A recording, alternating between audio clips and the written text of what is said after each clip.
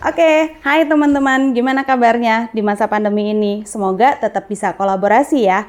Nah, kita lanjut untuk sharing hari ini. Yuk.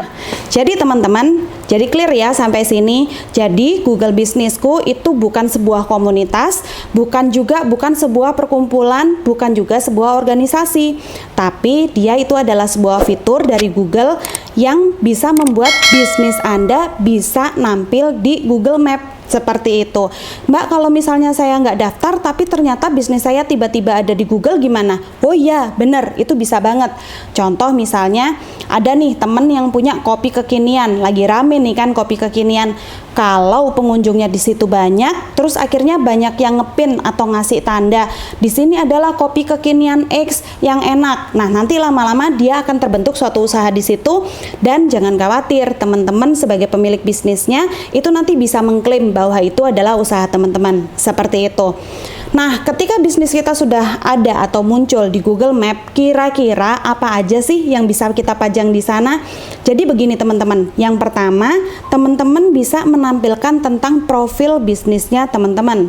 Ya, sama ibaratnya dengan media sosial ataupun website kita gitu ya teman-teman ya.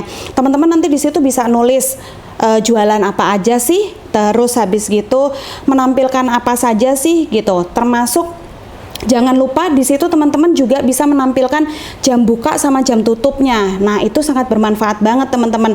Sehingga kalau misalnya ada pelanggan ke tempatnya teman-teman itu jadi tahu kira-kira jam berapa. Apalagi resto. Betul ya teman-teman ya. Pernah nih kadang-kadang mau menuju ke resto A, oh buka nih ternyata. Nah, pas sampai sana itu dia tutup teman-teman, otomatis kita ya ini katanya di Google Map buka, kok di situ tutup. Ya, otomatis di situ teman-teman bertugas juga untuk mengatur jam buka sama jam tutupnya usaha teman-teman itu jam berapa aja. Seperti itu. Hari-hari besar khusus kalau misalnya Mbak karena aku nggak mudik nih lebaran tahun ini, aku tetap buka. Ya sudah ditulis buka. Tapi kalau misalnya oh ini lebaran Mbak atau liburan Natal tahun baru, saya mau libur dulu sementara 1 minggu, boleh nanti diupdate juga di Google My Business seperti itu, atau Google Bisnisku ya dalam bahasa Indonesia.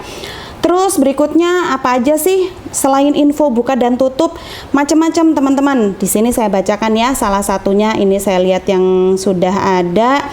Area layanan teman-teman juga bisa atur. Contoh misalnya, kalau saya di Vivta Collection itu jualannya kan hijab, gamis, mukena, otomatis area layanan saya itu bisa ke seluruh Indonesia, bisa dikirim dengan menggunakan ekspedisi tanpa harus takut bahwa produk tersebut bisa basi teman-teman.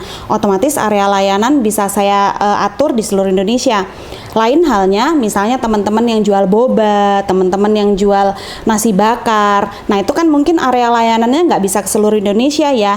Nanti teman-teman bisa atur juga. Misalnya contoh saya posisi di Surabaya, area Surabaya saja. Seperti itu. Itu juga bisa teman-teman atur. Selain itu teman-teman, apalagi sih yang bisa ditampilkan? Produk-produk. Jadi di sini juga kita bisa menampilkan katalog produk. Di sini ada fitur foto juga teman-teman. Teman-teman bisa melampirkan di situ logonya teman-teman bisa dipasang. Terus habis gitu setelah logo, foto-fotonya juga bisa dipasang. Seperti itu ya teman-teman. Dan yang nggak bisa ketinggalan nih, biasanya ada pertanyaan nih, Mbak, kalau di medsos kita kan boleh ya Mbak ya foto selfie. Kira-kira kalau di Google Bisnisku boleh nggak sih teman-teman foto selfie? Ayo, gimana nih teman-teman? Kira-kira teman-teman bisa jawab nggak? Kalau di Google Bisnisku boleh nggak kita nampilkan foto selfie? Ayo, gimana? Boleh ya teman-teman ya, tapi foto selfie-nya nggak usah diedit pakai kamera 360, apalagi dimanyun-manyunin, nggak usah ya teman-teman ya. Jadi tampilkan foto yang seadanya teman-teman, tampilkan foto tim Anda. Tampilkan foto Anda, dan nanti di Google Bisnisku ada kolom tersendiri di mana Anda bisa memasukkan yang namanya judul foto tim. Nah, dari situ Anda bisa memperkenalkan kira-kira tim Anda siapa aja, berapa orang yang ada di situ. Oh, jadi nanti kalau misalnya ada pelanggan Anda datang ke tempat Anda, itu nanti bisa lihat, oh iya Mbak ini yang kemarin fotonya ada di Google Bisnisku, begitu.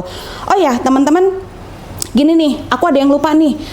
Harusnya aku sampaikan di awal, tapi nggak apa-apa, ini aku sampaikan sekarang. Jadi begini teman-teman, hal yang perlu teman-teman ingat ketika teman-teman mau mendaftar di Google Bisnisku, yang pertama, teman-teman harus menyiapkan alamat email yang profesional.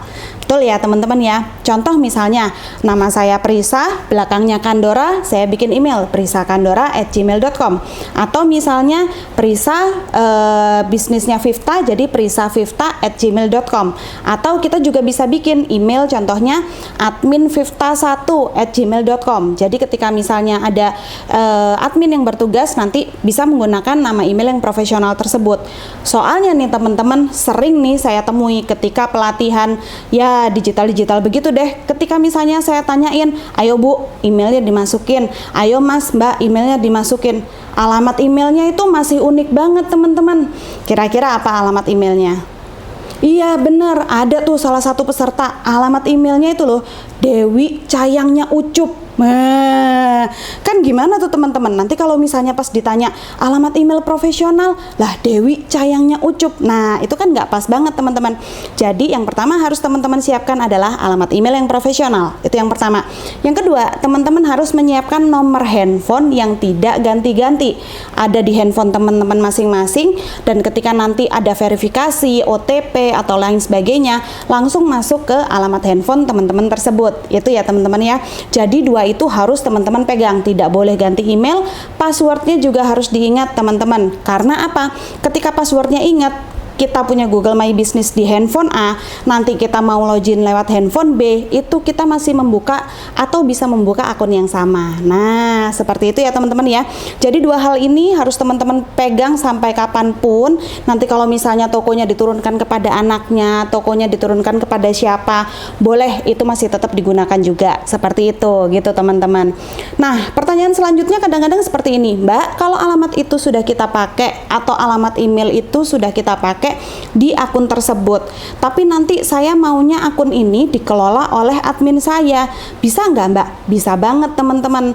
Yang penting admin kita punya alamat email profesional juga, kita invite aja. Nanti di situ ada masing-masing pilihannya, apakah mau menjadi owner, apakah mau menjadi editor, seperti itu. Jadi nanti bisa kok kita mengundang beberapa alamat email untuk mengelola satu akun bisnis, seperti itu teman-teman. Jadi gimana? Sharing kita hari ini bermanfaat bareng kan? Nah, ini masih sebagian loh teman-teman. Nanti kita sambung di sesi yang berikutnya. Sampai ketemu lagi. Menuju ke lokasinya teman-teman. Terus kira-kira apa saja yang mereka lakukan terhadap Google Bisnisku dari teman-teman? Apakah menuju ke lokasinya teman-teman, ataukah nelpon teman-teman, atau mengunjungi websitenya, seperti itu.